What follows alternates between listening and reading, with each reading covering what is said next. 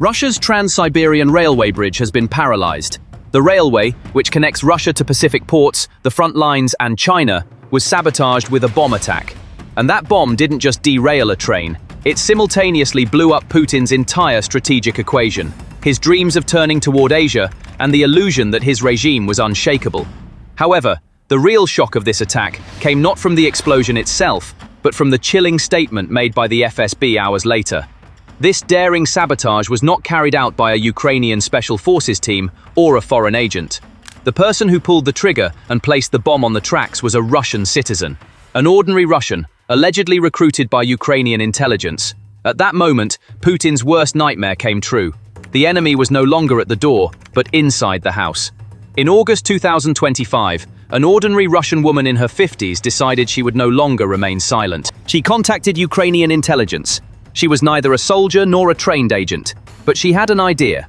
Could this be a way to stop the destruction this war was bringing to her children and her country? She prepared a simple, homemade explosive device. The instructions were clear, the target was clear. In mid-September, on a railway line in eastern Siberia, she placed the device on the tracks just minutes before a train passed.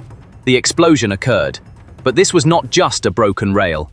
This attack was a fracture at the weakest point of long-accumulated structural pressure. Because this railway was no ordinary line, it was the Trans-Siberian line. Stretching from the Pacific coast to Moscow, then on to the Ukrainian front, it carried goods from China alongside military logistics on the same track. It was not just iron, but one of the regime's lifelines.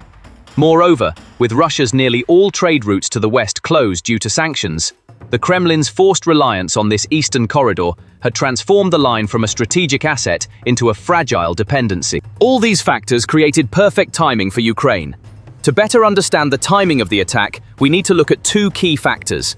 First, the message conveyed by the attacker. Second, the moment when the target was vulnerable. And in this attack, both factors coincided. From Russia's perspective, this period marked a serious bottleneck in rail freight transport. In 2024, the total freight volume of Russian railways fell to 1.18 billion tons. This was recorded as the lowest level in the last 15 years. On the surface, trade with China had increased, but railway capacity remained static and had even decreased on some lines. Spare parts embargoes had increased the frequency of locomotive breakdowns. Finding train drivers had become difficult. Eastern corridors like the Baikal-Amur main line and the Trans-Siberian Railway were operating far beyond capacity due to lack of investment, making each new train passage a balancing act. The flow had changed direction, but the pipeline remained the same. Moreover, the pressure inside was increasing day by day. The sabotage that occurred at this very moment was not like a small explosion. It was like a trigger deliberately pulled on the weakest link in the system. Immediately after the explosion, the train queues that began to accumulate in the east of the line, i.e. in Russia's Far East, were a nightmare for the Kremlin's military planners. What was in those wagons? Modernized T-80 tanks waiting to replace those lost in Ukraine. Thousands of artillery shells expended daily. Wagons carrying soldiers, and most importantly, fuel and supplies vital for winter conditions. All this military supply was suddenly trapped in the middle of Siberia, behind a wreckage that could take weeks, even months to repair. This was deadly news for the tens of thousands of Russian soldiers fighting on the front lines in Ukraine. Units already suffering from ammunition and equipment shortages would be plunged into an even more desperate situation by this disruption. This is not just a logistical delay. This is leaving the front line hungry and defenseless. Behind Ukraine's successes in Donbass and other fronts in recent months lie not only the courage of its soldiers, but also deep and intelligent operations targeting Russian logistics. This sabotage was the most daring and successful example of this strategy. However, the real strategic disaster caused by the explosion was unfolding east of the line, in the lifeline flowing from Moscow to China. For the Russian economy, suffocating under heavy Western sanctions, the Trans-Siberian Railway had become a corridor for survival over the past 2 years.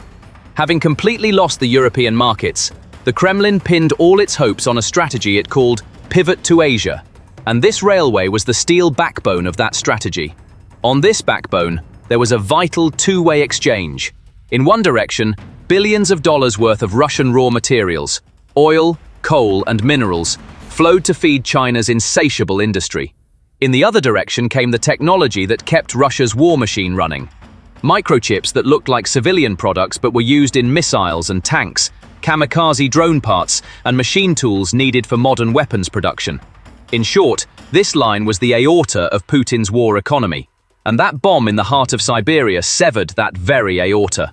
In an instant, the flow of billions of dollars in exports and valuable foreign currency desperately needed to finance the war came to a halt.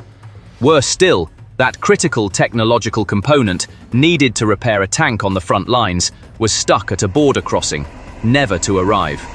The message this sent to China was much deeper and more layered. While Beijing celebrated record trade figures with Moscow, it was simultaneously moving the corridor reliability clause to the top of its agenda. For Chinese logistics giants, the biggest promise of the Trans-Siberian route was the speed it offered compared to sea routes. The currency of this route was time. A single act of sabotage does not destroy a system. However, even the risk of such incidents recurring eliminates the route's greatest competitive advantage, its promise of time. Therefore, Beijing takes careful note of such disruptions.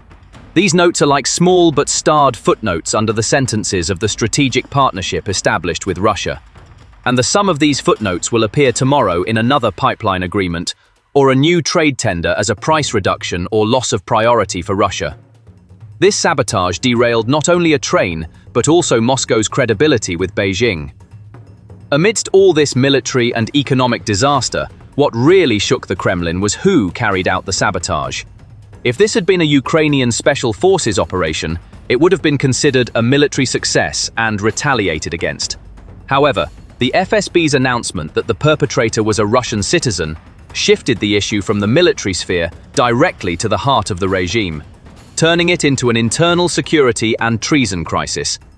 This was proof that the propaganda of a united and patriotic Russia, which Putin had been building for 25 years, was the biggest lie. It was a sign that the war was being lost not only in Ukraine, but within Russia itself, in the hearts and minds of ordinary people.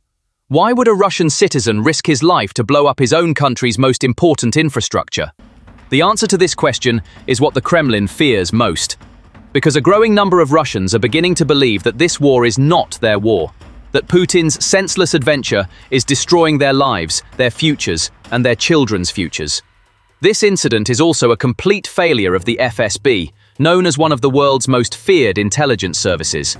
How is it possible that the powerful FSB, which sees everything, hears everything, and suppresses even the slightest whisper of dissent, could not prevent a woman from planting a bomb on the country's most strategic railway line? This is a shameful failure that shatters the myth of the regime's omnipotence. This shows that Ukrainian intelligence can operate not only on the front lines, but also deep within Russia, finding dissatisfied people among the population and turning them into weapons. The inevitable result of this sabotage will be a wave of massive paranoia and witch hunts within the regime. Every Russian citizen will now be viewed as a potential traitor, a saboteur. Arrests, detentions, and interrogations will increase. The state's oppression of its own people will become even more ruthless. But oppression does not breed loyalty. It only deepens hatred. So, how might Russia respond to such a blow to the Trans-Siberian line? A sabotage attack on such a strategic point forces the state's reflexes to split into two main lines. One technical and institutional, the other political and repressive. The first option is more rational and field-oriented. In this line, the railway line is repaired as quickly as possible, weak points are mapped, and new measures are developed. Spare parts are stockpiled for critical sections of the track and signaling systems, and a continuous monitoring system using unmanned aerial vehicles and thermal cameras can be established. The number of track patrol teams is increased, and both wages and social incentives are provided to train drivers and security personnel. At the same time, the existing digital monitoring infrastructure is recalibrated, and the load on secondary lines such as BAM is balanced to avoid the single-pipe loading error. This technical approach involves the real engineering and logistical interventions needed to solve the problem. However, it has a significant drawback. It requires resources, both financial and human. This is precisely where the second reflex kicks in, a political and ostentatious counterattack. In this scenario, the state attempts to control the impact of the attack not technically, but at the narrative level. The language of demonization intensifies internally. The label Ukrainian agent is applied to many people, whether real or fabricated. State media presents such sabotage as direct intervention by external forces. Control over social media is tightened. Independent journalism and local testimonies are suppressed. A culture of informing is revived. Reward systems are introduced for those who suspect their neighbors. Furthermore, structures such as the FSB are granted extraordinary powers, while psychological pressure on workers in industrial facilities and logistics infrastructure increases. The perception that the enemy is within closes society in on itself. Although these two lines appear to run separately in theory, in a centralized and crisis-ridden structure like Russia's, they are often intertwined. While the railway is being repaired in the field, the enemy is exposed on television. Technical workers stand guard at the tracks, while security hawks explain new penalties on screen. However, we know from history and recent experience that when resources are not allocated to the technical track, that is, when the engineers, materials, software, and motivation needed to solve the real problem are lacking, the political track prevails. And that pressure does not solve the problem. It only makes it invisible.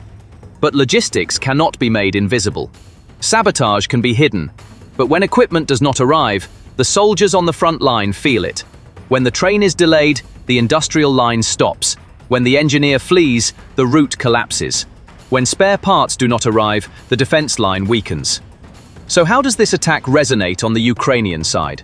From Ukraine's perspective, the impact of this sabotage attack is not one-dimensional. It has the potential to produce multi-layered strategic consequences. The first of these layers is visible and direct. Deep operations targeting Russia's internal logistics lines lighten the burden of war on the front line. Because such sabotage slows down the transport of ammunition, fuel, troop rotations, or spare parts to the front line, it strengthens Ukraine's tactical defense. In other words, every strategic step taken in the rear reduces losses at the front and lowers the cost of war. This is not only a military, but also a psychological gain.